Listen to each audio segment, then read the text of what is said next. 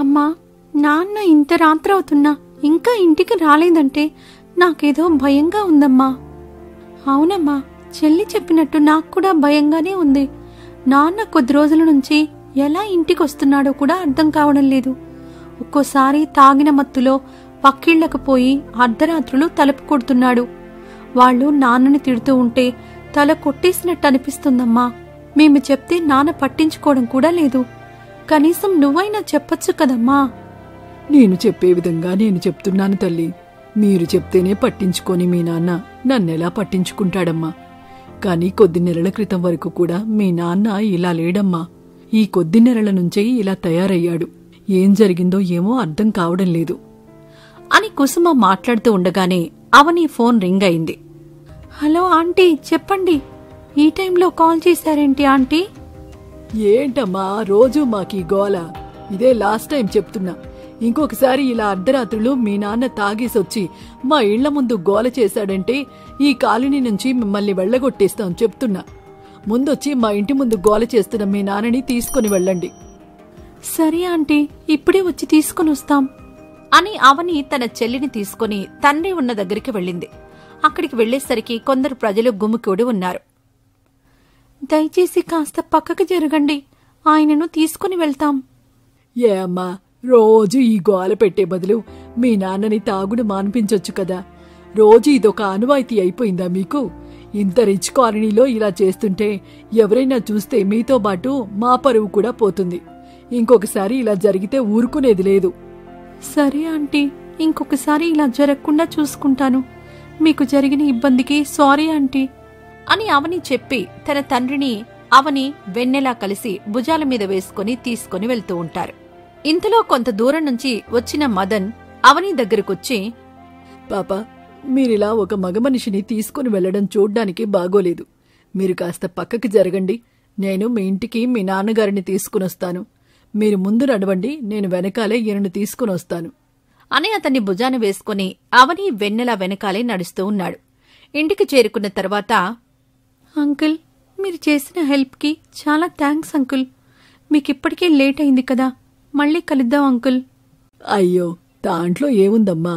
ఇక్కడి వరకు వచ్చిన వాణ్ణి మీ నాన్నగారిని ఇంట్లో పడుకోబెట్టే వెళ్తాను, పదండి అని లోపలికి తీసుకుని వెళ్తూ ఉంటాడు మదన్. మదన్ అతన్ని పడుకోబెడుతూ ఉండగా అవని వెన్నెల బయట జరిగిన విషయమంతా తల్లికి చెప్తూ ఉంటారు. మీరేం భయపడవలసిన అవసరం లేదండి. బాగా తాగేసున్నాడు కదా, ఉదయానికి గాని లేచే అవకాశం లేదు. అలా చూస్తున్నారు. ఇంతకీ నేనెవరైనా మీ ప్రశ్న? నా పేరు మదన్. నేను 2 రోజుల క్రితమే ఈ కాలనీలోకి అద్దెకొచ్చాను. కర్రీస్ కోసం బయటికెళ్ళొస్తుంటే మీ వారిని మీ పిల్లలు తీసుకురావడం చూశాను. కాస్త జాలేసి నేనే తీసుకునొచ్చాను. కాలనీకి కొత్తగా వచ్చానంటున్నారు, కర్రీస్ తెచ్చుకుంటున్నాను అంటున్నారు. మీ భార్య? అయ్యో, భలేవారే. నాకింకా పెళ్లి కాలేదండి బాబు. ఇంకాసేపు నేనిక్కడే ఉంటే నాకు పిల్లల్ని కూడా అంటకట్టేలా ఉన్నారండోయ్. సరే, నేను వెళ్ళి వస్తాను. మళ్ళీ తర్వాత ఎప్పుడైనా కలుద్దాం అని చెప్పి వెళ్ళిపోతాడు. అమ్మా, మదన్ అంకుల్ మంచివాడిలా ఉన్నాడు కదా. లేదంటే ప్రతి ఒక్కరూ ఏదో ఒక మాట అంటుంటే ఈయన మాత్రం నాన్నని ఇంటి వరకు తీసుకొనొచ్చి ఇంట్లో పడుకోబెట్టాడంటేనే ఆయన మంచితనం అర్థమవుతుంది కదా. అవునమ్మా, ఇలాంటి వాళ్ళు ఈ రోజుల్లో కూడా ఉన్నారంటే ఆశ్చర్యమే కదా. సరే, ఇవన్నీ రేపు మాట్లాడుకుందాం. మీ నాన్న పడుకున్నాడు కదా, మనం కూడా వెళ్లి పడుకుందాం, పదండి అని పిల్లలను తీసుకుని లోపలికి వెళ్తూ ఉంది కుసుమ. అదే సమయంలో మదన్ కూడా ఇంటికి చేరుకున్నాడు. వెంటనే తలుపులు వేసి తన ఫ్రెండ్కి ఫోన్ చేశాడు. ఒరేయ్, ఏంట్రా నీ మొండి పట్టుదల? 3 నెలల నుంచి ఆ ఇంటి మీద నిఘా పెట్టి మరీ తిరుగుతున్నావు. పెళ్లైన ఆవిడ నీకు దక్కాలని అనుకోవడం ఎంత పిచ్చి ఆలోచన అర్థమవుతుందా? అయినా మన చుట్టూ ఇంతమంది ఉన్న తర్వాత కూడా నీకు ఆవిడ మీద ఎందుకురా అంత ఆలోచన? ఆవిడ మీద కాదురా, కనీసం ఆవిడ మొహం ఎలా ఉంటుందో కూడా నాకు సరిగా తెలీదు. ఇక తాగుబోతోడంటావా? వాడికి తాగించింది ఎవరో, ఎంత తాగుతున్నాడో కూడా తెలీదు వాడికి. సరైన సమయానికి మనకి దొరికాడు. అదే నేను అడుగుతున్నాను. వాళ్ళ దగ్గర ఏముందన్రా వాళ్ళని అంతలా చూస్తున్నావు అనేదే నాకు అర్థం కావడం లేదు. ఒరే పిచ్చోడా, వాళ్ళెలా ఉన్నారని కాదురా, వాళ్ళకి ఎంత ఉందని చూడు. 10 తరాలు కూర్చొని తిన్నా తరగని ఆస్తిరా. ఆ ఆస్తి నా సొంతమైందంటే ఇలా ఉద్యోగాలని వ్యాపారాలని చేయవలసిన కర్మ మనకేంటి చెప్పు? ఆ డబ్బు గనక మన సొంతమైందంటే దర్జాగా కూర్చొని నచ్చింది తింటూ కావలసినంత డబ్బు ఖర్చు చేస్తూ విలాసంగా బ్రతకొచ్చు. జీవితాంతం బాగుండడం కోసం ఈ కొద్ది రోజులు కష్టపడ్డం తప్పేం లేదు కదా. నా ఫ్యూచర్ ఆలోచనలో నేనున్నాను. నువ్వు అధిక ప్రశ్నలు వేయడం మానేసి నాకు ఫేవర్గా ఉండు. సరేలే, నాకు కావలసిన టైంకి డబ్బొస్తుంటే చెప్పిన పని చేయడానికి నాకేం కష్టం చెప్పు. నువ్వెలా అంటే అలానే చేస్తా. నాకు సమయానికి డబ్బిస్తే అంతే చాలు. అది సరేలే కాని ఈ కుసుమ విషయం మీద పడిపోయి వేరే వాళ్ల వైపు వెళ్లలేదు. చాలా గ్యాప్ వచ్చేసింది. ఒక క్యాండిడేట్ని మాట్లాడిపెట్టు. ఈ నైట్కి పార్టీ చేసుకుంటా. త్వరగా కానివ్వు, నాకిక్కడ వేరే పనుంది అని చెప్పి ఫోన్ కట్ చేస్తాడు మదన్. ఫోన్ కట్ చేసిన తర్వాత మదన్ కుసుమ ఇంటికేసి చూస్తూ, కుసుమ, రెడీగా ఉండు. నీ మీద, నీ ఆస్తి మీద కొద్ది రోజుల్లో పెత్తనం చలాయించబోతున్నా. అడ్వాన్స్ కంగ్రాచ్యులేషన్స్ అని తనలో తాను మాట్లాడుకుంటూ ఉంటాడు. అలా రోజులు గడుస్తూ ఉన్నాయి. కుసుమ భర్త రోజూ తాగి రావడం, అతన్ని తీసుకునొచ్చే నెపంతో మదన్ తరచుగా కుసుమ ఇంటికి వెళ్లి కుసుమతో మాట్లాడడం చేస్తూ ఉంటాడు. రోజులాగే ఆ రోజు కూడా మదన్ తాగేసి ఉన్న కుసుమ భర్తని తీసుకుని వెళ్లాడు ఇంటికి. అతనిని పడుకోబెట్టి వచ్చిన తరువాత, కుసుమగారు, మీతో ఉన్న ఈ కొద్దిపాటి చనువుతో ఒక మాట చెప్పాలని అనుకుంటున్నాను. తరువాత మీరు నాపై కోప్పడకూడదు, అలాగే మీరు బాధపడకూడదు. అడగండి, ఏమనుకోను. మీరు మా మంచి గురించి ఆలోచిస్తున్నారు. మీరేదడిగినా మా మంచి గురించి అయి ఉంటుంది కదా. అంటే మీరు చూడ్డానికి ఇంత అందంగా ఉన్నారు. ఇంకా పెద్ద వయసు కూడా లేనట్టే కనిపిస్తోంది. ఇంత ఆస్తిపాస్తులున్నాయి. ఇంతలా సంపాదించాడంటే ఆయన చాలా కష్టపడి ఉంటాడు కదా. కాని ఇప్పుడు ఆయనెందుకు ఇలా తాగుడుకు బానిసలా మారి రోజు ఇలా చేస్తున్నారో అని తెలుసుకోవచ్చా? ఈ విషయాల గురించి ఇప్పటివరకు ఎవరితోనూ చెప్పలేదు. మీరు మా కుటుంబానికి బాగా దగ్గరయ్యారు కాబట్టి చెప్తున్నాను. ఎవరికీ చెప్పకూడదు. మరి ఒట్టు వేయండి. ఒట్టు అంటూ కుసుమ పక్కకు వెళ్లి కూర్చుని చేతిలో చెయ్యి వేసి ఒట్టు వేస్తాడు. నా పెళ్లికి ముందు ఆయన చాలా కష్టపడేవాడు. వాళ్ల తాతల తండ్రుల నుంచి వచ్చిన ఆస్తిపాస్తులేవీ లేకపోయినా అతని స్వశక్తితో చాలా సంపాదించాడు. చెయ్యని వ్యాపారం లేదు, చూడని లాభం లేదు. అలా వ్యాపారాలు చేస్తున్నప్పుడే ఈ మందు అలవాటైంది. కాని ఇంతకుముందు ఇలా లేడు. ఎప్పుడో పార్టీ అని, మీటింగ్స్ అని ఎప్పుడో కాని తాగేవాడు కాదు. కాని ఇప్పుడు మాత్రం తరచూ తాగేసొస్తున్నాడు.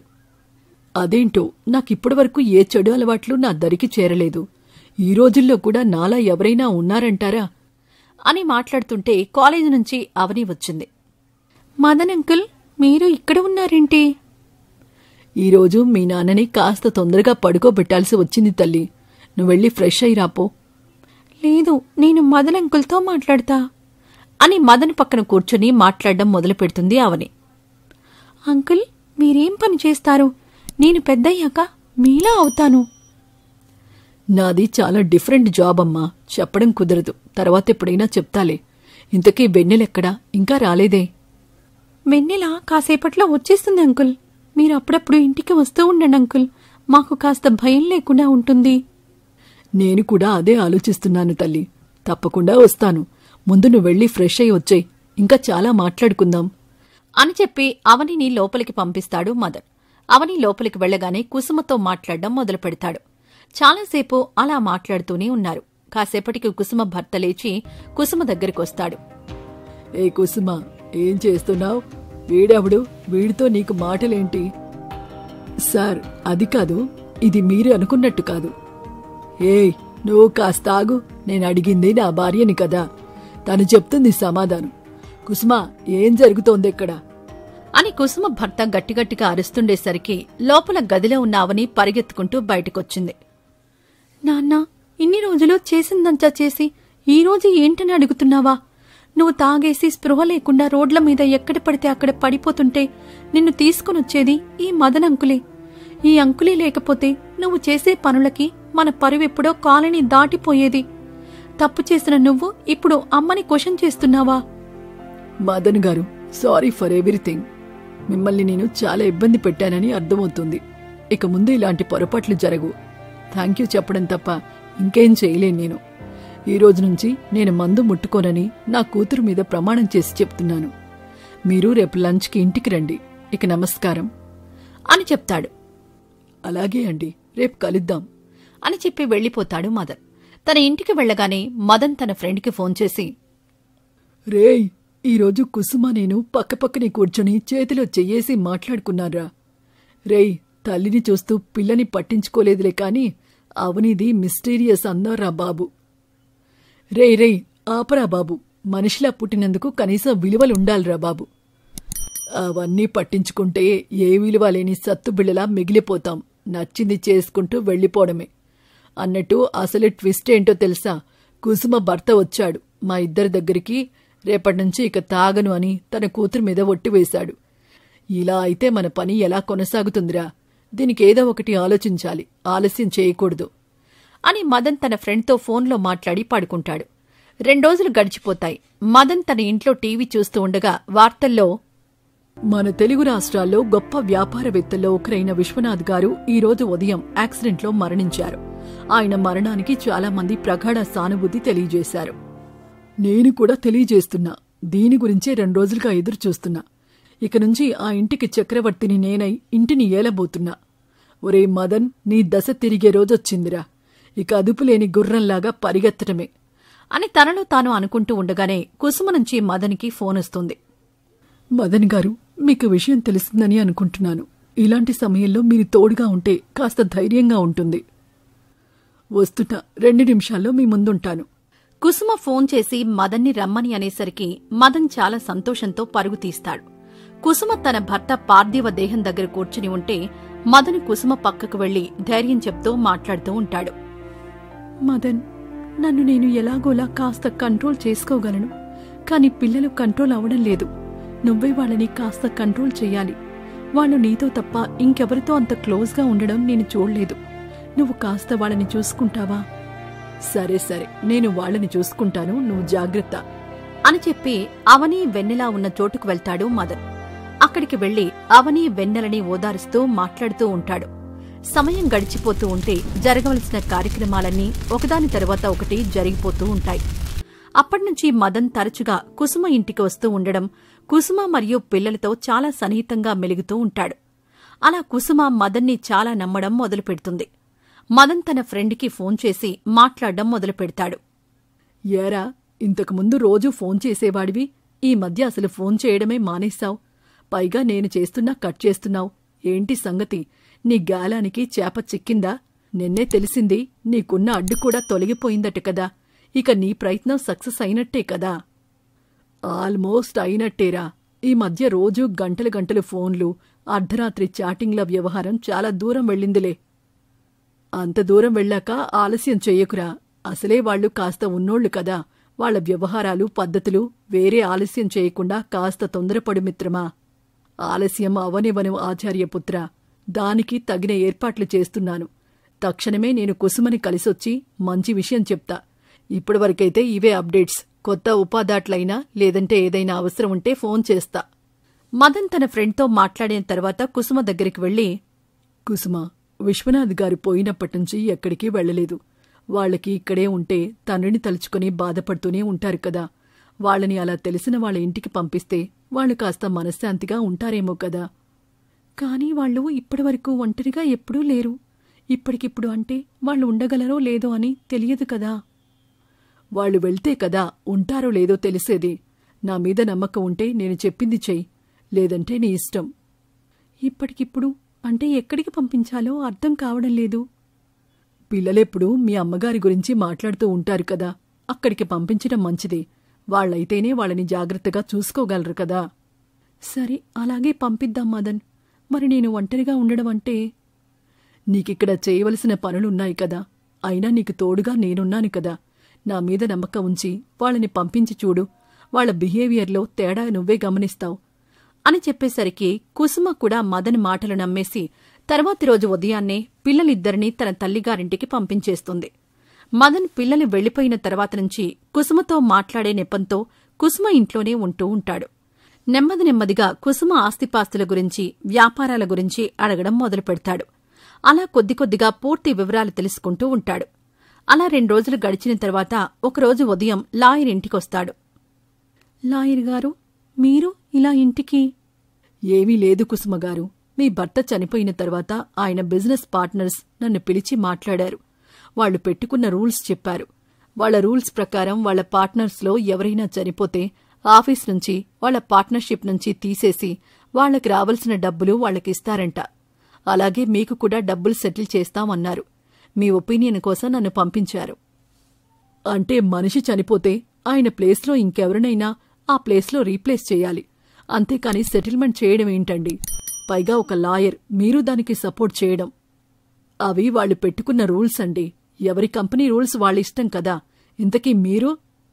మనకి బాగా కావలసిన మనిషి లాయర్ గారు. అతనికి ఈ రూల్స్ అన్నీ ఏమీ తెలియవు. మీరు ఫ్రీ ఉండి ఆఫీస్కెప్పుడొస్తానంటే నేను అప్పుడొచ్చి మాట్లాడతాను. సరే, అలాగైతే సోమవారం ఉదయాన్నే వచ్చేయండి.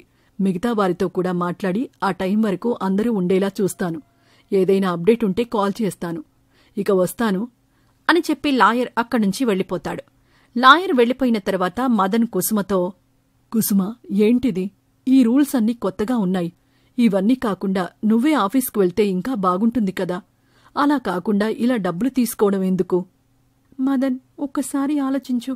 మనం ఏమాత్రం కష్టపడకుండా మనకి చాలా డబ్బొస్తుంటే వాటిని తీసుకోకుండా, లేదు నేను కష్టపడతాను, కష్టపడి మాత్రమే డబ్బులు సంపాదించుకుంటాను అని మాట్లాడడం మూర్ఖత్వం అవదా?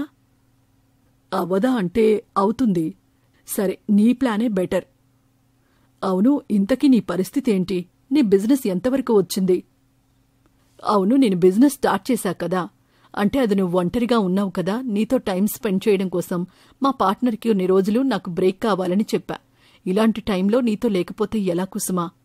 అయ్యో అవునా, నీ బిజినెస్ కూడా ముఖ్యమే కదా మదన్. అలా నా కోసం దానికి దూరమైతే ఎలా చెప్పు?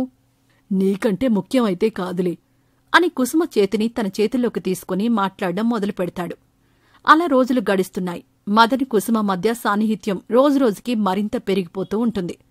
కొద్ది రోజుల తర్వాత వెన్నెల అవని ఇంటికొస్తారు. మదన్ కుసుమకి అంత దగ్గరగా కూర్చోవడం చూసి, వారి మధ్య ఉన్న చనువుని చూసి కాస్త ఆశ్చర్యపోతారు. రోజూ వాళ్ళిద్దరి పరిస్థితి అలానే ఉండడంతో, అమ్మా, నీకొక విషయం చెప్పాలి. అదేంటంటే, నువ్వు మదన్ అంకుల్తో క్లోజ్గా ఉండడం బాగానే ఉన్నప్పటికీ మీరిద్దరూ అలా ఒంటిమీద చేతులు వేసుకుని మాట్లాడుతూ ఉంటే అది చూడడానికి కొంత అసహ్యంగానూ కొంత ఇబ్బందిగానూ ఉందమ్మా. నాకే అలా అనిపించిందంటే చుట్టుపక్కల వాళ్ళ గురించి కాస్త ఆలోచించు. మేము లేనప్పుడు మదన్ అంకుల్ నీ దగ్గరే ఉన్నాడని, తన ఇంటికి కూడా వెళ్లలేదని నలుగురు 4 రకాలుగా మాట్లాడుకుంటున్నారు. ఇదంతా మనకు అవసరమా అమ్మా? సరే, అవన్నీ నేను చూసుకుంటాన్లే, నువ్వెళ్ళి నీ పని చూసుకో అని కొంత దురుసుగా చెప్పేసరికి అవని మనసు బాధపడుతుంది. తన గదిలోకి వెళ్లి తన బావ పార్దుకు ఫోన్ చేస్తుంది. బావా, నాకిక్కడ కొన్ని పరిస్థితులు నచ్చడం లేదు. అమ్మ ప్రవర్తనలో తేడా వచ్చిందేమో అనిపిస్తోంది. ఏం చెయ్యాలో అర్థం కావడం లేదు. పిచ్చి అవని, వాళ్ళు నీకంటే చాలా పెద్దవాళ్లు. ఏ పని చేసినా ఆలోచించే చేస్తారు. మనకి నచ్చినా నచ్చకపోయినా కొన్నింటిని ఒప్పుకోక తప్పదు.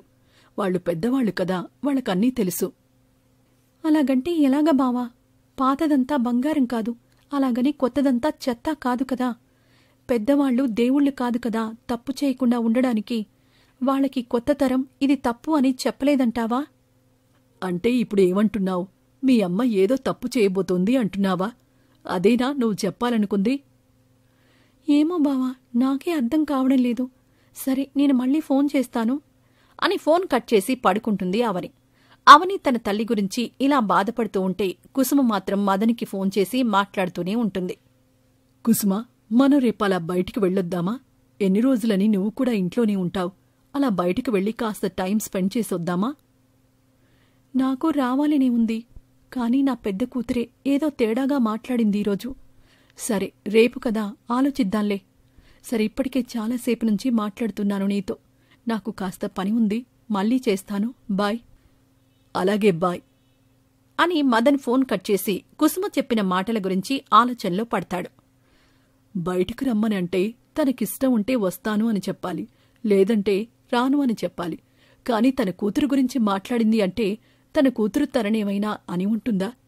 కొంపదీసి మా ఇద్దరి గురించి ఏదైనా మాట్లాడుండవచ్చా? కుసుమ మాటల్లో అదే నిజమనిపిస్తోంది.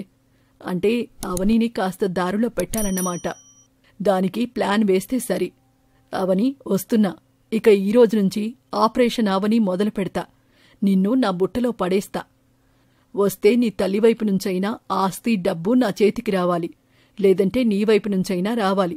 కాని మొత్తానికి మీ ఆస్తిపాస్తులన్నింటికీ చక్రవర్తి నేనే అయ్యుండాలి అని తనలో తాను అనుకుని తన ఫ్రెండ్కి ఫోన్ చేసి, ఒరేయ్, నీ వైపు నుంచి నాకొక హెల్ప్ కావాలి.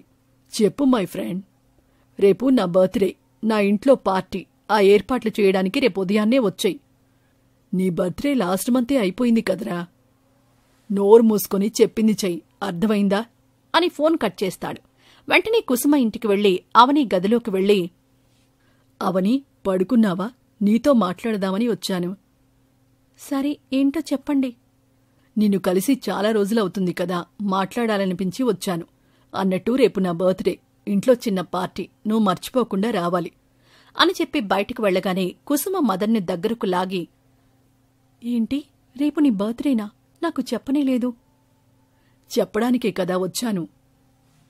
ముందే చెప్తే మా ఏర్పాట్లు మాకుంటాయి. సరే, రేపు నీకు లైఫ్ లాంగ్ గుర్తుండిపోయే గిఫ్ట్ ఇస్తాను. ఎనీవే, అడ్వాన్స్డ్ హ్యాపీ బర్త్డే అని మదన్ని హక్ చేసుకుని చెప్తుంది కుసుమ. దాంతో మదన్ ప్రయత్నం ఫలించబోతోంది అని అర్థమైపోతుంది మదన్కి. పిచ్చి కుసుమ, నువ్వెప్పుడు ఎలా ప్రవర్తించాలో, ఎప్పుడు ఏం చెయ్యాలో అదంతా నా స్క్రీన్ ప్లేలో భాగమే. నువ్వు రేపు నాతో ఏది మాట్లాడినా నేను మాత్రం మన పెళ్లి గురించే మాట్లాడతా. ఎలాగైనా నిన్ను పెళ్లి చేసుకుని ఈ ఆస్తిని అనుభవించేవాణ్ణవుతా అని కుసుమ కౌగిల్లోనే ఉండి మనసులో అనుకుంటాడు మదన్. అదంతా మదన్ వేసిన ప్లాన్ అని తెలియని కుసుమ మదన్ పుట్టినరోజు కోసం ఇంటికి వెళ్తుంది. ఇంటికి వెళ్లి చూడగా అక్కడ ఎవరూ కనిపించకపోవడంతో మదన్తో, ఏంటి మదన్, బర్త్డే అన్నావు, పార్టీ అన్నావు, కాని ఇంకా ఎవరూ రాలేదేంటి? నాకు కావలసిన వాళ్ళందరూ వచ్చారు కుసుమ. అవునా, మరి నాకెవరూ కనిపించటం లేదేంటి? బయటకు వెళ్లారా? ఇంత పెద్ద ప్రపంచంలో నాకంటూ ఉన్నది నువ్వు మాత్రమే కుసుమ. నువ్వే నా ప్రపంచం. ఇంతకు మించి నాకంటూ ఎవరూ లేరు అని మదన్ కుసుమ దగ్గరికి వెళ్లగానే కుసుమ వెంటనే మదన్ని కౌగిలించుకుంటుంది. అలా వాళ్ల ప్రేమాయణం కొద్ది రోజులు సాగిన తరువాత పిల్లల అంగీకారంతో మదన్ కుసుమల పెళ్లి జరుగుతుంది. మదన్ కేవలం డబ్బు కోసమే పెళ్లి చేసుకున్నాడని తెలియని కుసుమ మరియు తన పిల్లలు మదన్ని నిజంగానే ప్రేమించడం మొదలుపెడతారు. కాని మదన్ మాత్రం వాళ్ళని పట్టించుకోకుండా డబ్బులు విచ్చలవిడిగా ఖర్చు పెట్టేస్తూ, తనకు నచ్చిన వాళ్లతో తిరుగుతూ, ఇంట్లో అడిగితే బిజినెస్ పనిమీద వెళ్తున్నా అని చెప్తుండేవాడు. అలా రోజులు గడుస్తూనే ఉన్నాయి. మదన్ చెప్పే మాటలన్నీ నిజాలే అనుకుని నమ్ముతూ ఉంటుంది కుసుమ. మదన్కి నేనంటే ఎంత ప్రేమో, నాకోసం ఏదైనా చేస్తాడు, ఎంతవరకైనా వెళ్తాడు. ఇన్నేసి డబ్బులు నాకున్నా, ఇంత ఆస్తిపాస్తులున్నా నా దగ్గర నుంచి కనీసం ₹1 కూడా ఆశించకుండా తానే సొంతంగా బిజినెస్ చేయాలని అనుకుంటున్నాడే తప్ప నా ఆస్తిపాస్తులు వాడుకోవాలని ఆలోచన కూడా లేదు అని తనలో తాను అనుకుంటూ మురిసిపోతూ ఉంటుంది కుసుమ. ఇదిలా ఉండగా మదన్ బిజినెస్ పని అని చెప్పి వేరే ఊరు వెళ్లి తనకు నచ్చిన పనులు చేసి వస్తూ ఉన్నాడు. అలా వెళ్లిన మదన్ని పద్మ ఆపి, ఏం మదన్, ఇంకా ఎన్ని రోజులు ఈ చాటుమాటుగా కలుసుకోవడాలు? నువ్వు నాతో ఏం చెప్పావు? కేవలం ఆస్తిపాస్తుల కోసమే కుసుమని పెళ్లి చేసుకుంటున్నాను, పెళ్లైన నెల రోజుల్లో కుసుమని వదిలించుకుని డబ్బులు తీసుకుని నా దగ్గరకు వస్తానని చెప్పావు కదా. ఇప్పుడేంటి, కుసుమతోనే ఉండిపోవాలని అనుకుంటున్నావా? ఇదిగో, నీకింకొక 3 నెలలు టైం ఇస్తా. నువ్వన్నట్టు డబ్బులు తీసుకుని రాలేదంటే నీ చరిత్ర మొత్తం నా దగ్గరుంది. మన ఫోటోలు, వీడియోలు కూడా ఉన్నాయి. అవన్నీ పోలీసులకి చూపించానంటే నువ్వు బొక్కలోకి వెళ్లడం ఖాయం. పద్మ, అలా ఎందుకు మాట్లాడుతున్నావు? ఈ ప్రపంచంలో నాకిష్టమైనవి 2 ఒకటి డబ్బు, 2 నువ్వు. నువ్విలా ఆలోచించటం మానుకో అని మాట్లాడుతూ ఉంటే మదన్కి కుసుమ నుంచి ఫోన్ వస్తుంది. మదన్, ఎప్పుడు బిజినెస్ పని అంటూ వెళ్తున్నావు. అక్కడ ఎలా ఉంటున్నావో, అసలు టైంకి తింటున్నావో లేదో. నా పేరు మీద ఎన్ని ఆస్తులున్నాయో నీకు తెలీదా? నా పేరు మీద ఉంటే అవన్నీ నీవి కాదనుకున్నావా? ఆ డబ్బుతో ఉన్న దగ్గరే ఏదో బిజినెస్ పెట్టుకోవచ్చు కదా మదన్. ఇలా ఎక్కడెక్కడో ఉంటూ ఇబ్బంది పడే బదులు ఏదో ఒకటి చేద్దాంలే కుసుమ. సరే, నేను సాయంత్రానికల్లా వస్తాను, అప్పుడు మాట్లాడుకుందాం. నువ్వు నా గురించి ఆలోచించొద్దు, నేను బానే ఉన్నాను. నువ్వు జాగ్రత్త, ఉంటాను అని ఫోన్ పెట్టేస్తాడు. ఒరే పిచ్చి నా డాషు, ఆ పిచ్చిది అంత మంచిగా దాని ఆస్తి నీకిస్తానని చెప్తుంది కదా, మళ్ళీ ఇంకేంటి నీకు నొప్పి? అనగానే అడిగితే మనం దానికోసమే ఎదురుచూస్తున్నామని తెలిసిపోతుంది. ఏది ఎప్పుడు ఎలా చేయాలో నాకు తెలుసు. ఏదైనా చెయ్యి, ఎలాగైనా చెయ్యి, కాని నీకుంది కేవలం 3 నెలలు మాత్రమే. సరే సరే, నేను వెళ్ళొస్తా అని చెప్పి ఇంటి నుంచి కుసుమ ఇంటికి బయలుదేరతాడు. దారిలో ఒక కాఫీ షాప్లో ఆగి తన ఫ్రెండ్తో మాట్లాడుతూ ఉంటాడు మదన్. అదే కాఫీ షాప్కి కాలేజ్ బంక్ కొట్టి అవని తను ప్రేమించిన తన బావతో కాఫీ షాప్కొచ్చింది. ఫ్రెండ్తో మాట్లాడుతున్న మదన్ చూసి కంగారు పడిపోయింది. బావా బావా, మదన్ అంకుల్, పద పద, ఆయన మనల్ని చూడకముందే ఇక్కడి నుంచి వెళ్ళిపోదాం. అదేంటి, ఆయన పని మీద వేరే స్టేట్ వెళ్ళాడని చెప్పావు కదా, మన ఏరియాలోనే ఉన్నాడు. అవును కదా, మాతో అబద్ధం చెప్పాడంటావా? అదే తెలుసుకుందాం పద అని తన జేబు నుంచి హ్యాండ్ కర్చీఫ్ తీసి మొహానికి కట్టుకుని అవనిని కూడా తన దుపట్టా మొహానికి కట్టుకోమని సలహా ఇచ్చాడు. ఇద్దరూ వెళ్లి మదన్ వెనకాల ఉన్న టేబుల్ మీద కూర్చుంటారు. మదన్ తన ఫ్రెండ్తో పద్మ మాట్లాడిన మాటలు, కుసుమని మోసం చేసి పెళ్లి చేసుకున్న విషయాలన్నీ చెప్తూ ఉన్నాడు. అదంతా వింటున్న అవని తల తిరిగిపోతుంది. ఏం చెయ్యాలో అర్థం కాక తనలో తాను బాధపడుతూ ఉంటుంది. చాలాసేపటి తర్వాత మదన్ అక్కడ్నుంచి వెళ్లిపోతాడు. బావా, గొర్రె కసాయి వాణ్ణి నమ్మినట్టు ఇలాంటి మోసగాన్ని మేము నమ్మామా బావా? ఇదంతా ఇంకా ఎవరో చెప్తే నేను నమ్మేదాన్ని కాదు. నేరుగా మదనంకుల్ దగ్గరికి తీసుకుని వెళ్లి మీ గురించి ఇలా తప్పుగా మాట్లాడుతున్నాడు అని చెప్పేదాన్ని. కాని నేరుగా తన బాగోతమంతా చాలా గర్వంగా ఏదో ఘనకార్యం చేసిన వాడిలా చెప్పుకుంటున్నాడు చూడు. బాధపడు కావని, ఆ దేవుడే నీకి ఇతని గురించి తెలిసేలా చేశాడేమో, దారి చూపిస్తున్నాడేమో.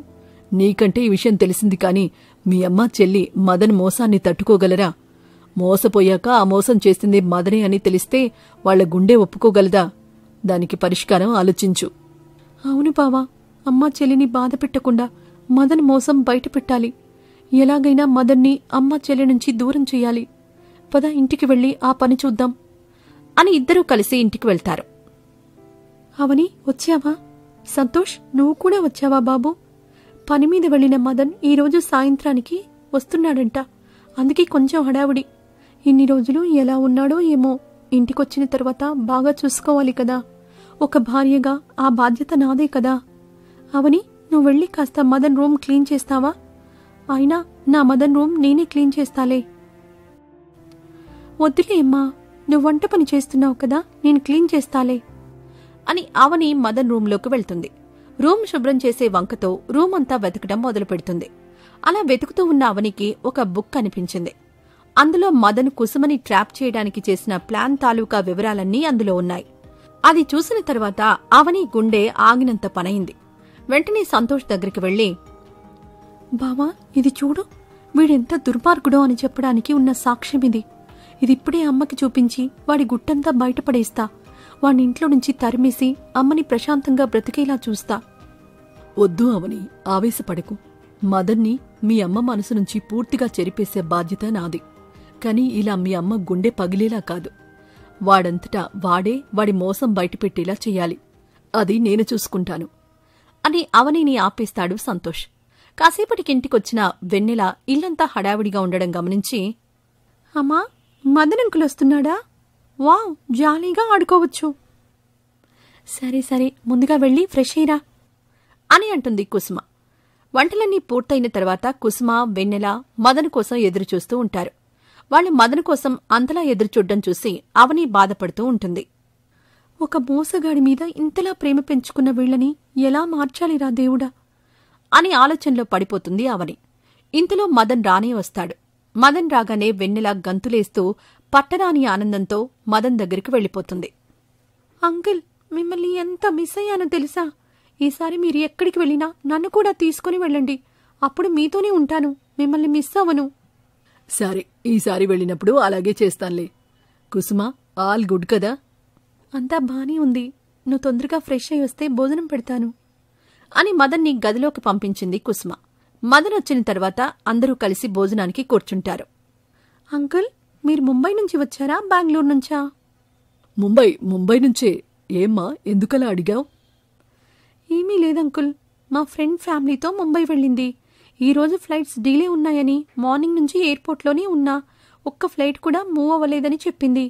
కానీ మీరెలా ఫ్లైట్కొచ్చారా అని అడిగా, అంతే.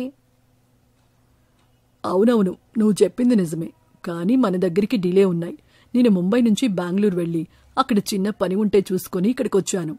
అయినా అదంతా ఎందుకు అడుగుతున్నావమ్మా? నేనేమైనా చిన్నపిల్లాన్నా? స్కూల్కి వెళ్తున్నానని చెప్పి ఊరంతా తిరిగి టైంకి ఇంటికి రావడానికి. బిజినెస్ పనంటే ఆ మాత్రం తిరిగే పని ఉంటుంది కదా. అవని, తినేటప్పుడు నీ డౌట్లేంటే? మూసుకొని తిను. పాపం అసలే మదన్ ఎప్పుడు తిన్నాడో ఏంటో. అది అలాగే మాట్లాడుతుందిలే కాని నువ్వు పట్టించుకోకుండా తిను మదన్ అని వడ్డించడం మొదలు పెడుతుంది కుసుమ. అందరూ కలిసి తిన్న తరువాత వెన్నెల మదన్ని వదలకుండా మదన్తోనే ఉంటుంది. కుసుమ కూడా మదన్తో మాట్లాడుతూ మదన్ వెంటే ఉండడం చూసి అవని గుండెల్లో భయం ఇంకా ఇంకా పెరుగుతూ ఉంటుంది. బావా, ఇదంతా చూస్తుంటే మనం అనుకున్నట్టు మనం చేయగలమా అనిపిస్తోంది బావా. మదన్ మోసాన్ని అమ్మకి చెల్లికి తెలిసేలా చేయడం సాధ్యమే అంటావా? అవన్నీ ఆలోచించొద్దు అని చెప్పాను కదా. అదంతా నేను చూసుకుంటాను. నువ్వు ప్రశాంతంగా ఉండు. ఇక నేను వెళ్ళొస్తాను. ఇంకా ఇక్కడే ఉంటే బాగుండదు. నువ్వు జాగ్రత్త. అమ్మ వాళ్ళకి కూడా ఒక మాట చెప్పేసి వెళ్ళి బావా. వాళ్ళు నేను చెప్పినా నన్ను పట్టించుకునే ధ్యాసలో లేరులే. నేను వెళ్తాను అని వెళ్ళిపోతాడు సంతోష్. కాసేపటి తర్వాత మదన్ తన గదిలోకి వెళ్లి నేరుగా తాను దాచుకున్న బుక్ దగ్గరికి వెళ్తాడు. కాని అక్కడ బుక్ లేకపోవడం చూసి కాస్త కంగారుపడి తన బ్యాగ్లో, తన గదిలోనే ఇంకా చాలా చోట్ల వెతికి చూస్తాడు. కాని ఎక్కడా ఆ బుక్ మాత్రం కనిపించలేదు. నేనిక్కడ తప్ప ఇంకెక్కడా బుక్ పెట్టనే. రూమ్ మొత్తం వెతికినా ఇంకెక్కడా కనిపించలేదు. కొంపదీసి ఎవరైనా ఆ బుక్ని తీసి ఉంటారా? అదే జరిగితే నా మోసం అంతా వాళ్లకు తెలిసిపోయినట్టే అని అనుకుని లేచి నెమ్మదిగా అవని గది కిటికీ దగ్గరికి వెళ్లి తొంగి చూస్తూ ఉంటాడు మదన్. అప్పుడే అవని మదన్ గది నుంచి తెచ్చిన బుక్ చదువుతూ ఉండడం గమనిస్తాడు. ఇదంతా నీ పనేనా? ఇప్పుడు ఆ బుక్ చదివి నా మోసాలని తెలుసుకుని మీ అమ్మకి చెప్పి నన్నింట్లో నుంచి వెళ్లగొట్టాలనే కదా నీ ప్లాన్? నీ ప్లాన్ అదే అయితే దానికి విరుగుడు నా దగ్గరుంది. నీ కళ్ల ముందే మీ అమ్మ రోజురోజుకి దగ్గరైపోయి నువ్వెన్ని నిజాలు చెప్పినా నీ మాటలు నమ్మలేని పరిస్థితికి తీసుకునొస్తా, చూస్తూ ఉండు. మీ అమ్మ నాదే, ఈ ఆస్తి నాదే అని అనుకుని కుసుమ ఉన్న దగ్గరికి వెళ్లి అవనికి వినిపించేలా, కుసుమ, ఇలా నువ్వు పనిచేస్తూ నేను గదిలో నీకు దూరంగా ఉండలేకపోతున్నా. నువ్వెప్పుడూ నా కళ్ల ముందుంటేనే నాకు సంతోషంగా ఉంటుంది. ఉదయం లేవగానే నేను చూస్తే ఆ రోజంతా ఆనందంగా ఉంటుంది. అలా జరగాలంటే నువ్వు నాతో పాటే కదా పడుకోవాలి. వెన్నెల దగ్గర పడుకుంటే నేను నిన్ను మిస్ అయిపోతాను కదా. అయ్యో, అయ్యగారికి కోరికలు కలవరిస్తున్నట్టున్నాయి. సరే సరే, వెన్నెలని పడుకోబెట్టొస్తాను. తరువాత నీ ఇష్టం. అప్పటి వరకు ఆగక తప్పదు మరి. సరే సరే, త్వరగా రా, వెయిట్ చేస్తూ ఉంటా. సరే అని చెప్పి కుసుమ వెన్నెల గదిలోకి వెళ్తుంది. ఇదంతా వింటున్న అవని బాధపడుతూ తన ఏడుపు ఎవరికీ కనిపించకుండా మొహానికి తలగడ అడ్డుగా పెట్టేసుకుంటుంది. అవనికి నిజం తెలిసిందంటే ఈ విషయం కుసుమ దగ్గరికి వెళ్లడానికి ఎక్కువ సమయం లేదని అర్థమవుతోంది. ఈలోపే ఆస్తంతా నా చేతికొచ్చేలా చేయాలి. పద్మకి కూడా ఏవో మాయమాటలు చెప్పేసి దాని దగ్గర ఉన్న ఆస్తిని కూడా నేనే చేజిక్కించుకుని వీళ్ళిద్దరి పీడ విరగడయ్యే పని చేయాలి. దానికి సరైన పథకం వెయ్యాలి. ఒరే మదన్, నువ్వు చాలా షార్ప్ అయినా ఇంకా షార్ప్గా ఆలోచించక తప్పదు. అసలే అమ్మాయిల విషయం, పైగా డబ్బుతో లింకు. ఏ చిన్న పొరపాటు జరిగినా నీ లైఫ్ అంతా చెప్పకూడు తప్పదు. మదన్ తన తల్లిని మోసం చేస్తున్నాడని తెలిసిన అవని మదన్ నుంచి తన తల్లిని ఎలా కాపాడాలో అర్థం కాక ఆలోచనలో పడిపోతుంది. ఇదిలా ఉండగా అవనికి తన గురించి తెలిసిపోయిందని తెలిసిన మదన్ అవనిని ఏదో రకంగా అడ్డు తొలగించుకోవాలని చూస్తుంటాడు. ఇలా ఇద్దరి ఆలోచనలు కొనసాగుతుండగా ఒకరోజు మదన్ తన స్నేహితుణ్ణి ఇంటికి పిలిచాడు. ఒరే, నేనెప్పటి వరకు లాయర్ని కలవను కూడా లేదురా. అలాంటిది నన్ను లాయర్గా రమ్మని అన్నావు. అసలే వాళ్లకి లాయర్లతో పెద్ద పెద్ద వాళ్లతో బాగా పరిచయాలుంటాయి. నేను దొంగ లాయరని ఈజీగా గుర్తుపట్టగలరు కదా. రే, నేను చాలా పెద్ద స్కెచ్ వేశా. నువ్విప్పుడు భయపడి అదంతా చెడగొట్టకు. నేను చెప్పింది చెప్పినట్టు చెయ్యి. అంతకుమించి ఒక్క మాట కూడా ఎక్కువ మాట్లాడుకో. అంతా రెడీ కదా? ఇప్పుడు నువ్వు నేను ఏదో అఫీషియల్గా మాట్లాడుకుంటున్నావని అందరూ అనుకుంటున్నారు. లోపలికి వెళ్లిన తర్వాత కూడా అలానే ఉండాలి, అర్థమైందా? సరే, అలాగే వెళ్దాం పద. సాయంత్రం పార్టీ ఇస్తావు కదా? రే, ఒకవేళ నేననుకున్నది అనుకున్నట్టు జరిగితే మనం సంవత్సరాల పాటు పార్టీలు చేసుకోవచ్చురా. ప్లీజ్ రా, నీకు దండం పెడతా. ప్లాన్ చెడగొట్టుద్దురా అని తన ఫ్రెండ్ని లోపలికి తీసుకుని వెళ్తాడు మదన్. మదన్ అనుకున్నట్టుగా తన ఫ్రెండ్ లాయర్లా లోపలికొచ్చి కుసుమతో మాట్లాడుతూ, మేడం, మీరేనా మదన్ గారి భార్య? అవును సార్. ఇంతకీ ప్రాబ్లం ఏంటి అన్నది నాకు అర్థం కాలేదు. కాస్త వివరంగా చెప్తారా? అదేంటంటే, మదన్ గారు కొత్తగా ఒక బిజినెస్ స్టార్ట్ చేశాడు కదా. దానికి ఫండ్స్ తీసుకురావాలంటే వాళ్ళకి ష్యూరిటీ కావాలి. మదన్ గారి పేరు మీద ఏదైనా ప్రాపర్టీ ఉందని చూపిస్తే ఆయన బిజినెస్కి కావలసిన ఫండ్స్ వస్తాయి.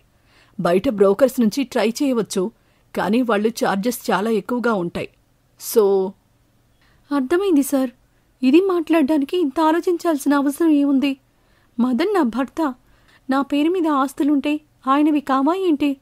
సరే, ఎంత ప్రాపర్టీ షూరిటీ కావాలో చెప్పండి, ఇప్పుడే సంతకాలు పెట్టేస్తా అని ఆస్తులన్నీ మదన్ పేరు మీదకి రాయడానికి సిద్ధమైపోతుంది కుసుమ. కాని మదన్ ఆస్తి కోసమే ఇంత డ్రామా చేస్తున్నాడని అవనికి అర్థమైంది. దీన్ని ఎలాగైనా ఆపాలని అనుకుంది. కళ్ల ముందు ఒక మోసగాడికి ఆస్తి పోతుందన్న ఆలోచనలో అవని కంగారుగా ఆలోచిస్తూ ఒక్కసారిగా గట్టిగా అరిచేస్తుంది. అమ్మా, ఒక్కసారి ఆలోచించమ్మా. నువ్వేం చేస్తున్నావో నీకైనా అర్థమవుతుందా అసలు? ఏంటి అంతలా అరిచావు? ఒక్కసారి నా భర్తకి కష్టం వచ్చిందంటే సహాయం చేస్తున్నా, దాంట్లో ఆలోచించడానికేముంది చెప్పు. అమ్మా, సహాయం చేయడం అంటే అవతలి వాళ్ళకి అవసరం ఉందంటే ఇవ్వడం, అంతేకాని మనకి లేకుండా ఇచ్చేయడం కాదు. అయినా అవన్నీ నాన్న సంపాదించిన ఆస్తులు, నువ్వు అలా ఎలా ఇచ్చేస్తావమ్మా? నాన్న సంపాదించినవని మదన్కి ఉచితంగా ఇస్తున్నానని అలా వేరు చేసి మాట్లాడతావేంటే? మదన్ మీ నాన్నే కదా ఇప్పుడు. అయినా మదన్కి చేసింది సహాయం ఎలా అవుతుంది? మన ఇంట్లో వ్యక్తికి చేసింది సహాయం అవుతుందా? అది మన బాధ్యత. అమ్మా, ఈ ఆస్తి మనందరికీ సమానంగా రావాల్సిన అవసరం ఉంది. నా ప్రమేయం లేకుండా నువ్వు వేరే ఎవరికో ఎలా ఇచ్చేస్తావు? అలా ఇవ్వడానికి నీకు కూడా అధికారం లేదు. నువ్వెన్ని మాట్లాడినా సరే నేను ఒక్క పైసా కూడా వేరే వాళ్ళకివ్వడానికి ఒప్పుకోను. ఇక నీ ఇష్టం. అదేంటి అలా మాట్లాడుతున్నావు? అందరినీ వేరు చేసి మాట్లాడుతున్నావేంటే? ఇదంతా మన కుటుంబం అవని. మన వాళ్ళని ఇలా వేరు చేసి మాట్లాడొచ్చా? అమ్మా, ఇంకా లాగకమ్మా, తెగిపోద్ది. నాన్న చనిపోయాక మేమింకో నాన్న కావాలి అని నిన్ను అడిగామా?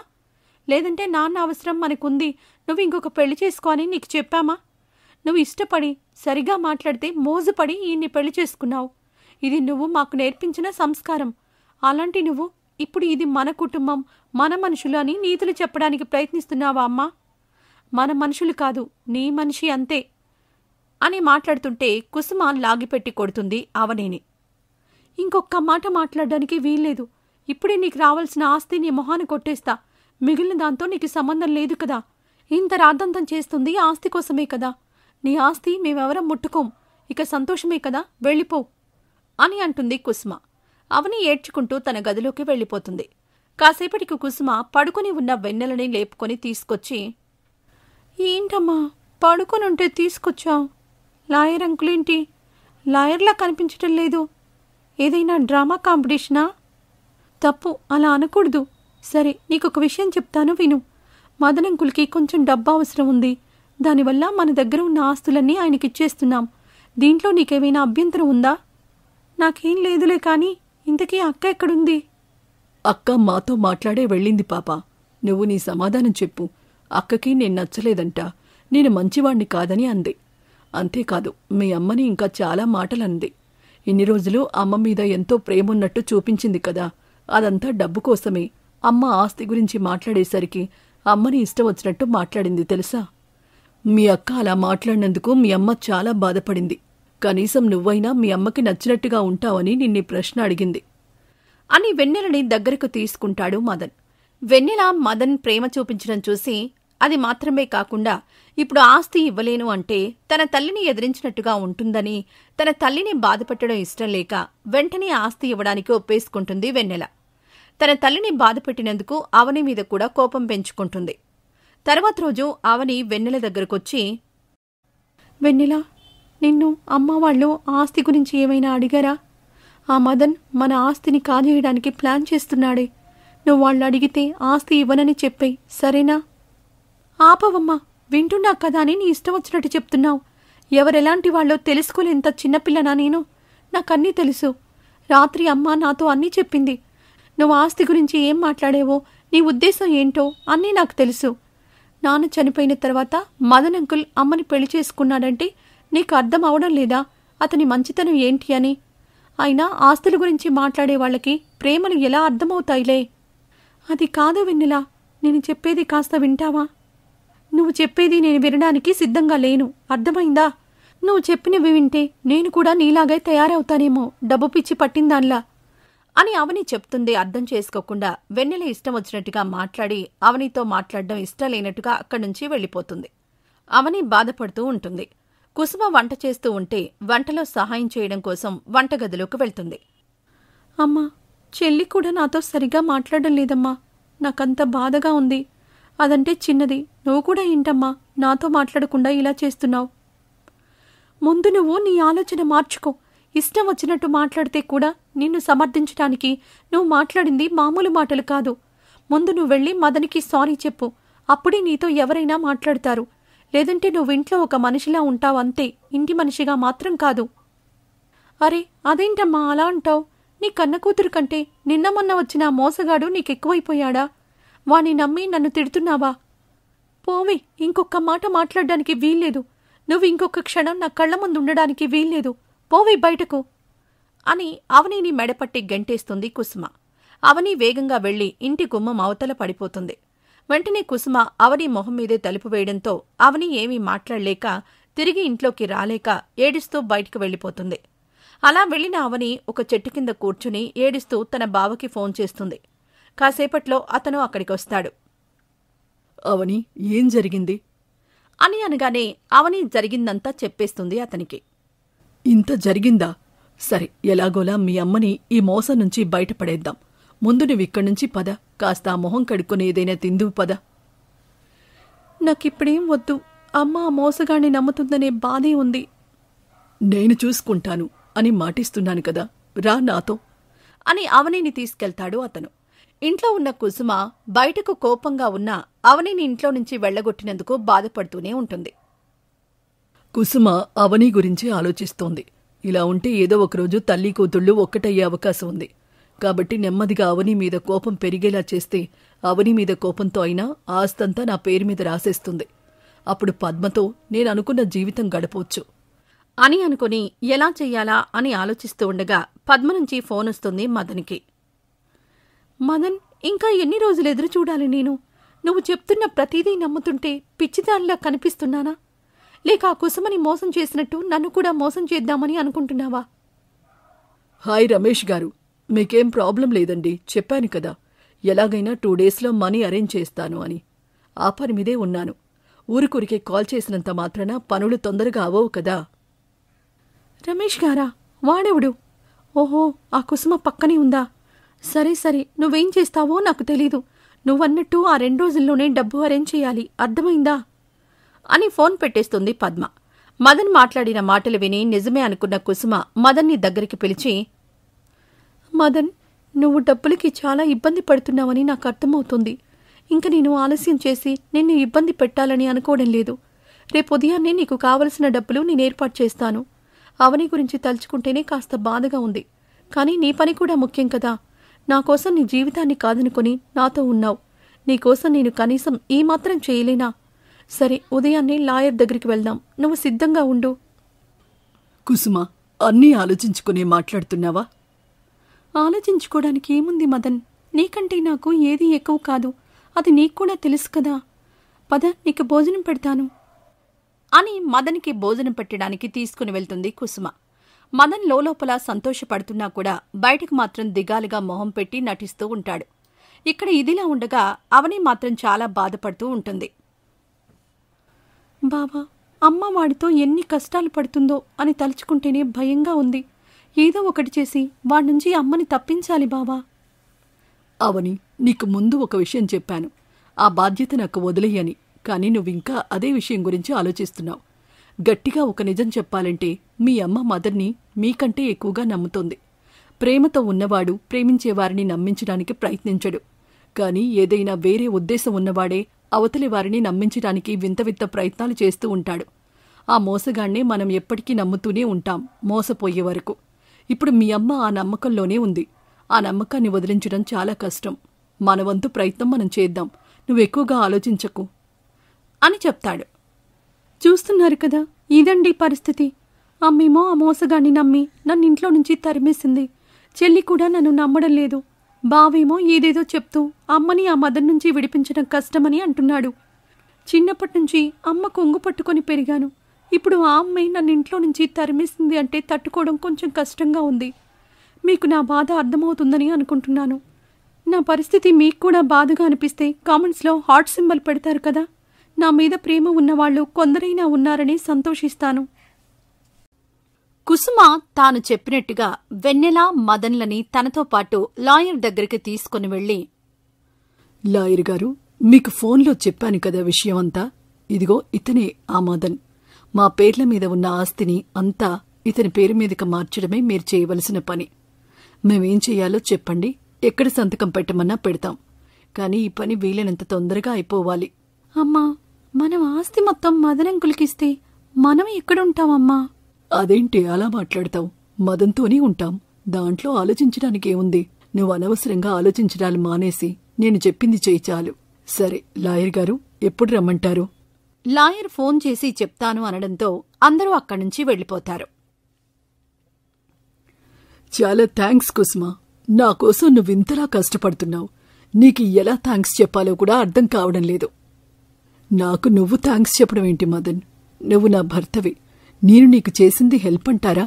భార్య చేసిన పనికి థ్యాంక్స్ చెప్తారా? సరే పద, త్వరగా ఇంటికి వెళ్ళాలి, చాలా పనులున్నాయి అని అనడంతో మదన్ కార్ స్పీడ్ ఇంకొంచెం పెంచుతాడు. రోడ్డుపై కుసుమ, మదన్, వెన్నెలతో కలిసి కారులో వెళ్తుండడం చూస్తాడు సంతోష్. మదన్ నుంచి అత్తయ్యని ఎలా విడదీయాలో అర్థం కావడం లేదు. ఆ రోజు కాఫీ షాప్లో మదన్ అసలు రూపం బయటపడకపోయి ఉంటే నేను కూడా మదన్ అత్తయ్యని మోసం చేస్తున్నాడని నమ్మేవాణ్ణి కాదు. ఇంతకీ మదన్ మోసం చేయాలనే ఆలోచనలోనే ఉన్నాడా? ఈ ఆస్తిపాస్తులనే అనుభవిస్తూ ఇక్కడే ఉండాలని నిర్ణయించుకున్నాడా? ముందు ఈ విషయం తెలుసుకోవాలి. ముందు అవని దగ్గరికి వెళ్లి కొన్ని విషయాలు క్లారిటీ తీసుకోవాలి అని అనుకుని నేరుగా అవని దగ్గరికి వెళ్తాడు సంతోష్. బావా, వచ్చావా? ఇంతసేపు వెళ్ళావెందుకు?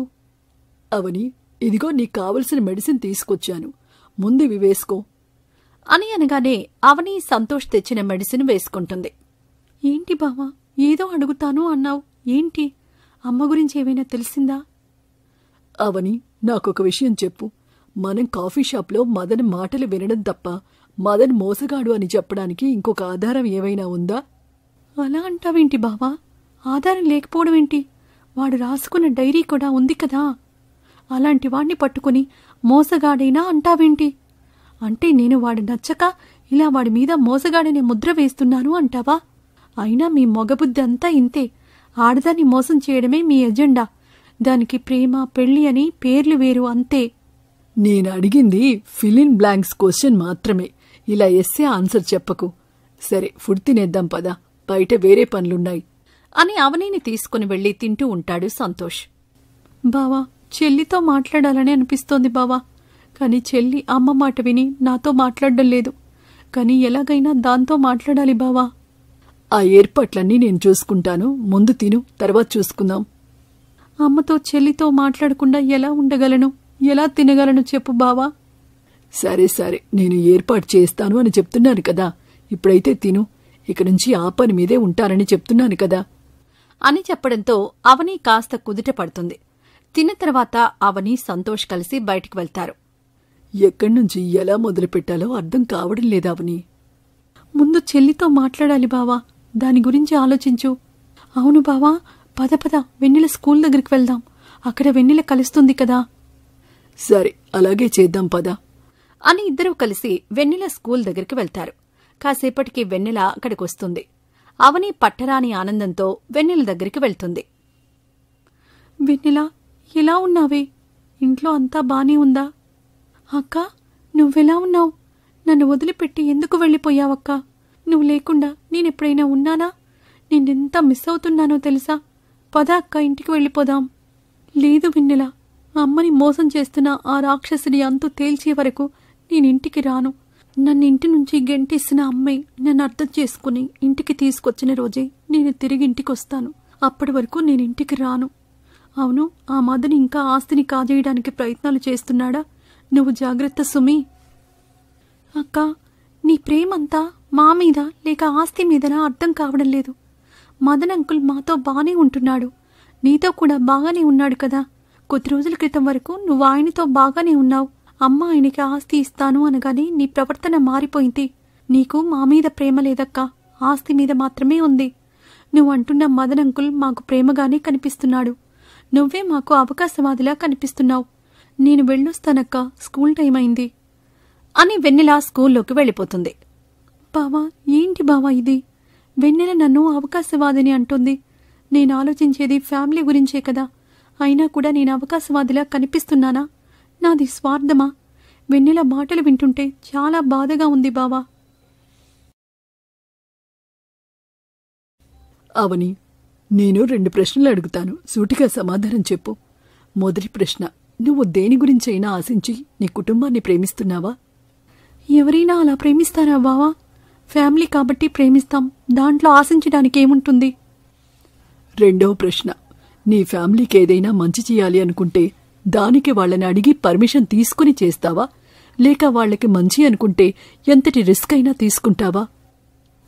ఫ్యామిలీకి మంచి జరుగుతుందంటే ఎంతటి రిస్క్ అయినా తీసుకుంటాను. ఎవరైనా అంతే కదా బావా. అదిగో మనల్ని చూస్తున్న వాళ్ళు కూడా అంతే కదా. ప్రతిరోజు ఫ్యామిలీ కోసం వాళ్ళెంతలా కష్టపడుతున్నారు చూడు. అంత కష్టపడుతూ మన వీడియో చూస్తున్నారంటే మనం కూడా వాళ్ళ ఫ్యామిలీయే అని అర్థం కదా బావా. ఖచ్చితంగా మనం వాళ్ళ ఫ్యామిలీనే, వాళ్ళు మన ఫ్యామిలీనే. చూడవని, ఎవరైనా ఫ్యామిలీ కోసం ఎంత దాకైనా వెళ్తారు.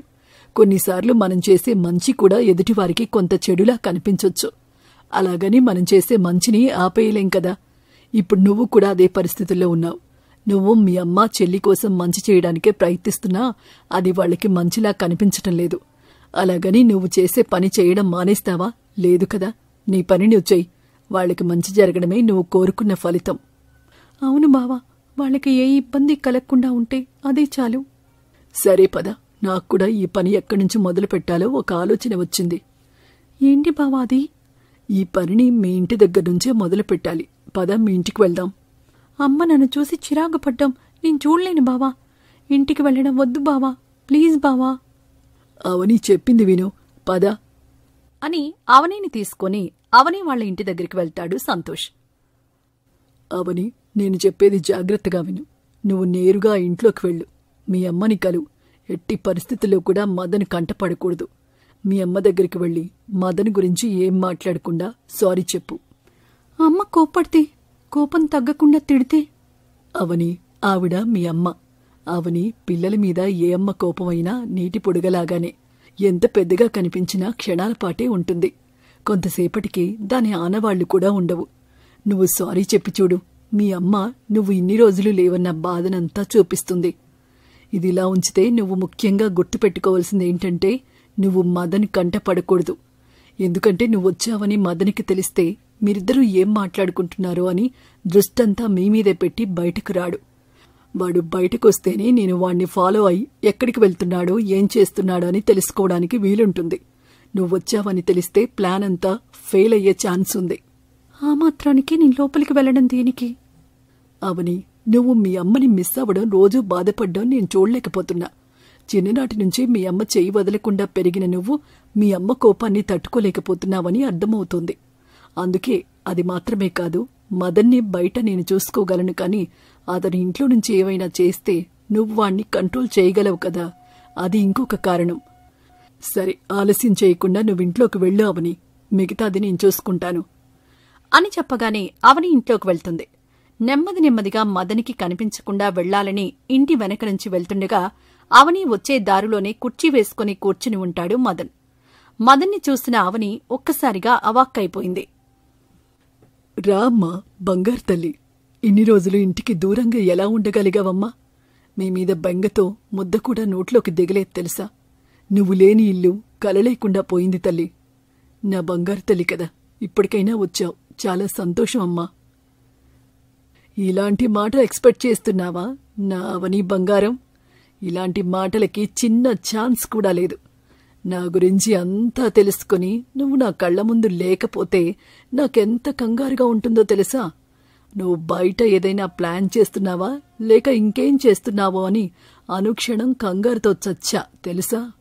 ఇప్పటికైనా వచ్చి నా కంగారు తగ్గించావు, సంతోషం.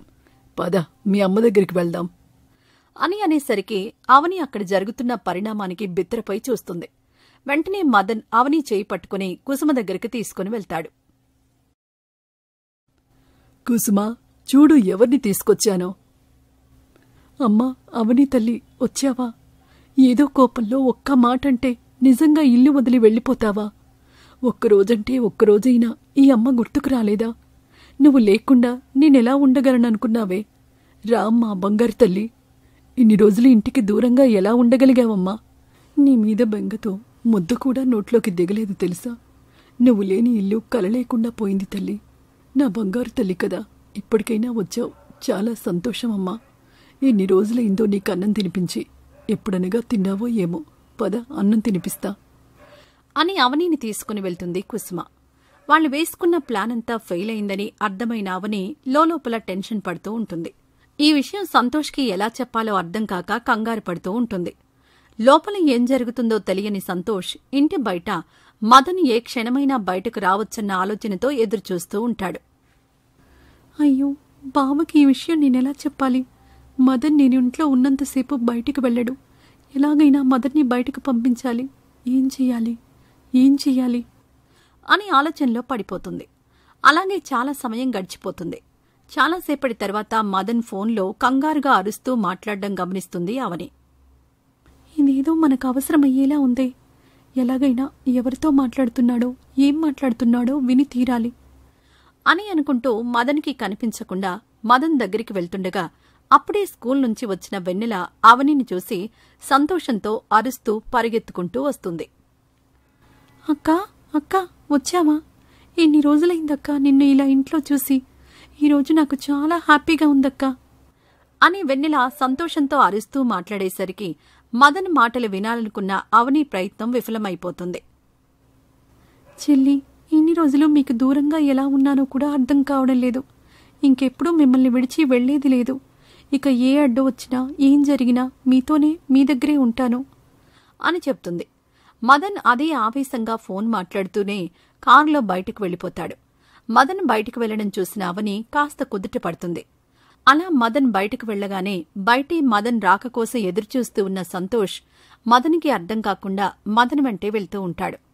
అలా వెళ్లిన మదన్ నేరుగా పద్మ ఇంటికి వెళ్తాడు. ఎందుకే ఇప్పుడే ఇంత టెన్షన్ పెడుతున్నావు? నేను చెప్పాను కదా, ఆస్తి నా చేతికి రాగానే నేను నీ దగ్గరికే వస్తాను. మనం ఇక్కడ లేకుండా ఎక్కడికైనా వెళ్లిపోయి హాయిగా బ్రతుకుదామని. మళ్ళీ ఎందుకు ఊరుకూరికే సతాయిస్తూ ఉంటావు?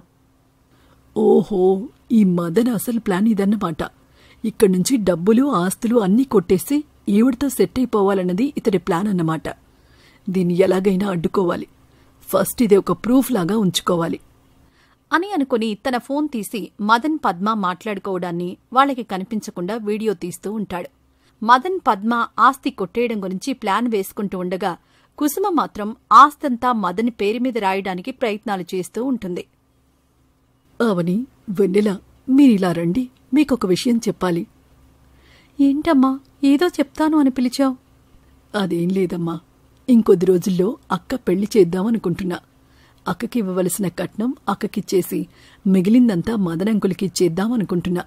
ఆయన బిజినెస్ సక్సెస్ అయితే మనం సక్సెస్ అయినట్టే కదా. అమ్మా, పెళ్లి గురించి నేనే మాట్లాడాలని అనుకున్నాను. కానీ ఇప్పుడు సరైన సమయం కాదని నాకు అనిపించి ఆగిపోయాను. ఇప్పుడు సమయం వచ్చింది కాబట్టి మాట్లాడుతున్నా. నేను సంతోష్ బావని ప్రేమించాను. బావకి మనం తప్ప ఎవరున్నారమ్మా? మాకే ఆస్తిపాస్తులు వద్దు. నువ్వు చెల్లి మాతో ఉంటే అంతే చాలు. ఈ విషయం నీకు ఎన్నోసార్లు చెప్పాలని అనుకున్నానమ్మా, కానీ భయమేసి ఆగిపోయాను. ఇప్పుడు నువ్వు పెళ్లి అనేసరికి చెప్పకుండా ఉండలేకపోయాను. పిచ్చి అవని, ఇప్పటివరకు ఈ విషయం నాకు తెలియకుండా ఉందని నువ్వు అనుకున్నావా? నాకు మీ ఇద్దరి విషయం ఎప్పుడో తెలుసు. మీ అంతటా మీరు బయటపడే వరకు నేనెదురుచూస్తూ ఉన్నానంతే. నాకు ఈ పెళ్లికి ఏ అభ్యంతరం లేదు. నాది మాత్రం ఒక కండిషన్ అమ్మా. పెళ్లి రిజిస్టర్ ఆఫీసులో జరగాలి. ఏ ఆస్తి నాకొద్దు. మీరు మాత్రమే నాకు కావాలి. పిచ్చిదానా, నిన్ను కాదని మేమెక్కడికి వెళ్తామే అని ఇద్దరు పిల్లలని హత్తుకుంటుంది కుసుమ. అదే సమయానికి మదన్ అక్కడికొస్తాడు. కుసుమ, చాలా టెన్షన్గా ఉంది. చిన్న ప్రాబ్లం వల్ల ఇప్పటివరకు చేసిందంతా వేస్ట్ అయ్యేలా ఉంది. ఏం చేయాలో అర్థం కావడం లేదు. నువ్వు కంగారు పడేది లేదు మదన్. అందరితో మాట్లాడేశాను. రేపు ఉదయాన్నే వెళ్లి అన్ని డాక్యుమెంట్స్ నీ పేరు మీదకు మార్పించేస్తాను. అప్పుడు నువ్వు షూరిటీ చూపించి నీ బిజినెస్ కాపాడుకోవచ్చు. ఇప్పుడేమీ ఆలోచించకుండా వెళ్లి రెస్ట్ తీసుకో అని చెప్పి మదన్ని రూంలోకి పంపించేస్తుంది. తర్వాత తన ఇద్దరు పిల్లలకు ఎంతో ప్రేమగా అన్నం తినిపించి వాళ్ల దగ్గరే పడుకుని పిల్లల ప్రేమకి మురిసిపోతూ ఉంటుంది. తర్వాత రోజు ఉదయాన్నే మదన్ని తీసుకుని అన్ని డాక్యుమెంట్స్ అతని పేరు మీదకు మార్పించడానికి తీసుకుని వెళ్తుంది. సరిగ్గా అదే సమయానికి సంతోష్ అక్కడికొస్తాడు. అత్తయ్య, ఒక్క నిమిషం ఆగండి. మీరు సంతకం చేసే ముందు ఒక్క నిమిషం ఈ వీడియో చూడండి. ఎక్కడ సైన్ చేయాలో మీకే అర్థమవుతుంది అని మదన్ పద్మ మాట్లాడుకున్న వీడియో చూపిస్తాడు సంతోష్. మదన్, నీకింకొక 2 రోజులు మాత్రమే టైం. అన్ని ఆస్తిపాస్తులు నీ పేరు మీదకు మార్పించుకొని వచ్చావా బాగుంటుంది. లేదంటే నేనే కుసుమ దగ్గరకొచ్చి దాన్ని చంపేసి భర్తగా ఆస్తిపాస్తులన్నీ నీకు దక్కేలా చూస్తాను. దాని పిల్లలు ఎక్కడో రోడ్డు మీద అడుగు తిని బ్రతుకుతారు. లేదంటే అందంగానే ఉంటారు కదా, ఏ డబ్బున్న వాడికినో అమ్మేస్తే మనకి కావలసినంత డబ్బిచ్చేస్తాడు. వాళ్ళని కూడా డబ్బుల్లాగా మార్చుకోవచ్చు మనం. 2 రోజులు టైం ఇచ్చావు కదా, అది చాలు. ఈ 2 రోజుల్లో పని కాకపోతే నువ్వన్నట్టే చేద్దాం. పెద్దమ్మాయిని ఎవరికి ఇవ్వడం ఎందుకు, మన దగ్గరే ఉంటుంది. నువ్వు లేనప్పుడు నా సరదా తీరుస్తుందిలే. చిన్నదాన్ని నువ్వన్నట్టే అమ్మేద్దాం. వీడియోలో వాళ్లు మాట్లాడుకోవడం చూసిన కుసుమ మదన్ని చంపలు పగిలేలా కొట్టేస్తుంది. నువ్వు నన్ను చంపుతా అన్నప్పుడు కూడా నా కోపం రాలేదురా. నా పిల్లలని అంత నీచంగా మాట్లాడతావా? నీచుడా, నీ మొహం చూసినా పాపమే. ఇంకొక క్షణం కూడా నువ్వు నా ముందుండడానికి వీల్లేదు. నిన్ను నమ్మి నా ఇంట్లో పెట్టుకున్నాను చూడు, నా చెప్పుతో నేనే కొట్టుకోవాలి. ఇవన్నీ తెలిసే అవని నీ గురించి చెప్తుంటే పిచ్చిదానిలా దాన్ని ఇంట్లోంచి తరిమేసిన మూర్ఖురాలిని నేను. అది కాదు కుసుమ, నేను చెప్పేది ఒక్కసారి విను. నోర్ము ఈ వెధవ. ఏంట్రా నువ్వు చెప్పేది నేను వినేది? కళ్ల ముందు నిజం కనిపిస్తుంటే నీ మీద ఏదో ఒక మూల జాలి ఉంది కాబట్టే నీ మీద ఏ కేసు పెట్టకుండా వదిలేస్తున్నా. ఇంకొక క్షణం నా ముందు నించున్నావంటే నువ్విప్పటి వరకు విని కూడా ఉండని కేసులు నీ మీద పెట్టించగలను, జాగ్రత్త అని కుసుమ గట్టిగట్టిగా అరిచేసరికి కుసుమ అన్నంత పని చేసేలా ఉందని మదన్ అక్కడ్నుంచి వెళ్లిపోతాడు. నేనుగా పద్మ దగ్గరికి వెళ్లి జరిగిన విషయం అంతా చెప్తాడు. పద్మ, ఇప్పుడు నాకంటూ ఉన్న దిక్కు నువ్వు మాత్రమే. నీ మీదే ఆశలన్నీ పెట్టుకుని వచ్చాను. ఎంతో ప్రయత్నించాను, కానీ లాస్ట్ సెకండ్లో వాడెవడో వచ్చి మన ప్లాన్ అంతా బయటపెట్టాడు. అయినా డబ్బులు లేకపోతే ఏంటి పద్మ, నిన్నేదో ఒక పని చేసి నేను చూసుకోగలను. ఏంటి, ఏదో ఒక పని చేసి చూసుకుంటావా? అలా బ్రతకాలని అనుకుంటే ఇంత ప్లాన్ ఎందుకు చేసేదాన్ని? నువ్వేమీ చేయలేవని నాకెప్పుడో అర్థమైంది. అందుకే నా ప్లాన్లో నేనున్నాను. ఆ ప్లాన్ పేరు రమేష్. అదిగో అక్కడ దూరంగా కారు పక్కన నించొని ఫోన్ మాట్లాడుతున్నాడు చూసావా? వాడు కోట్లకి పడగెత్తి ఉన్నాడు. వాణ్ణి ట్రాక్లో పెట్టాను. నన్ను పెళ్లి చేసుకోవడానికి రెడీగా ఉన్నాడు. నీలా వేరే వాళ్ల డబ్బులు కాదు, వాడివే డబ్బులు. వాణ్ణి పెళ్లి చేసుకుంటే వాడి భార్యగా వాడి డబ్బంతా నాదే. రూపాయి లేని వాడివి నువ్వు. నాకేం అవసరం, పోరా అని రమేష్ దగ్గరికి వెళ్తూ ఉండగా మదన్ పద్మని వెనక్కి లాగి, అంటే ఏంటి? ఇప్పుడు నాకంటే వాడి డబ్బే నీకు ముఖ్యమా? డబ్బు ముఖ్యమా ఏంటి? డబ్బే ముఖ్యం. అంటే మన ప్రేమ? తొక్కలో ప్రేమ. ప్రేమ అన్నం పెడుతుందా, బట్టలు కొనిస్తుందా, లగ్జరీ లైఫ్ ఇస్తుందా? దేనికి పనికిరాని ప్రేమని నీ దగ్గరే పెట్టుకో. నాకన్నింటికీ పనికొచ్చే డబ్బులు కావాలి. నేను మన గురించి వాడికి చెప్పేస్తా అని అనగానే పద్మ గట్టిగా అరవడంతో రమేష్ పరుగున అక్కడికొస్తాడు. రమేష్, వీడెవడో నా చేయి పట్టుకుని లాగుతున్నాడు. ఏంటి, వాడి దగ్గర డబ్బుంటే వాడెక్కువయ్యాడా? రేయ్, దీన్ని నేను ప్రేమించాను. గట్టిగా మాట్లాడితే పెళ్లి మాత్రమే చేసుకోలేదు. ఇన్ని రోజులు నాకు డబ్బొస్తుందని నాతో ఉంది. ఇప్పుడు నీ దగ్గర డబ్బుందని నీ దగ్గరకొస్తోంది. రేపు నీకంటే డబ్బు వేరే వాడి దగ్గర ఉంటే వాడి దగ్గరికి వెళ్లదని ఏంటి నమ్మకం? ఇలా చేసేదాన్ని భార్య అని ఎవ్వరూ అనరు. ఏమంటారో తెలుసు కదా? ఏంటి డార్లింగ్, వీడెవడో నీ ముందే నా గురించి ఇంత దారుణంగా మాట్లాడుతుంటే చూస్తూ ఉన్నావు. వీడి మాటలన్నీ నమ్ముతున్నావా? అంటే నన్నే అనుమానిస్తున్నావా? అని అనగానే రమేష్ తన మనుషులను పిలిచి మదన్ని ఇష్టం వచ్చినట్టు కొట్టేసి రోడ్డు మీద పడేస్తాడు. వంటి మీద దెబ్బలతో ఎక్కడికి కదల్లేని మదన్ అక్కడే రోడ్డు పక్కన ఉండిపోతాడు. ఎటూ కదల్లేక తనను చూసే దిక్కు కూడా లేక ఉన్న చోటు నుంచి కదలకుండా అక్కడే ఉంటాడు. అలా 2-3 రోజులు గడిచిపోతాయి. లేచే ఓపిక లేదు, కదలడానికి ఒంట్లో శక్తి కూడా లేదు.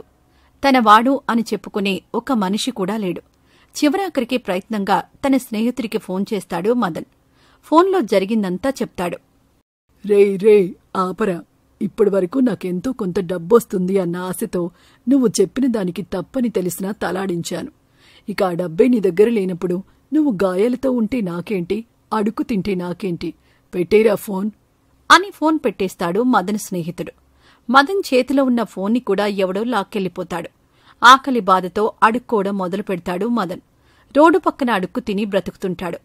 కొద్ది రోజుల తరువాత అవని పెళ్లి చేయాలని నిశ్చయించుకున్న కుసుమ అవని, సంతోష్ వెన్నెలని తీసుకుని షాపింగ్కి వెళ్తుంది. మదన్ని చూడకుండానే దారి వెంట ఉండే బిచ్చగాడు అనుకుని చేతిలో చిల్లర వేసి వెళ్లిపోతుంది.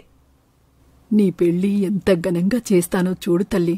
కనీసం ఇంకొక 3 తరాలు నీ పెళ్లి గురించి మాట్లాడుకోవాలి అని కుసుమ మాట్లాడ్డం విన్న మదన్ తనలో తాను ఇలా అనుకుంటాడు. నేను చేసిన మోసాలే నన్ను ఈ స్థితికి తీసుకొచ్చాయి. వాళ్ల నిజాయితీనే వాళ్ళను కాపాడింది.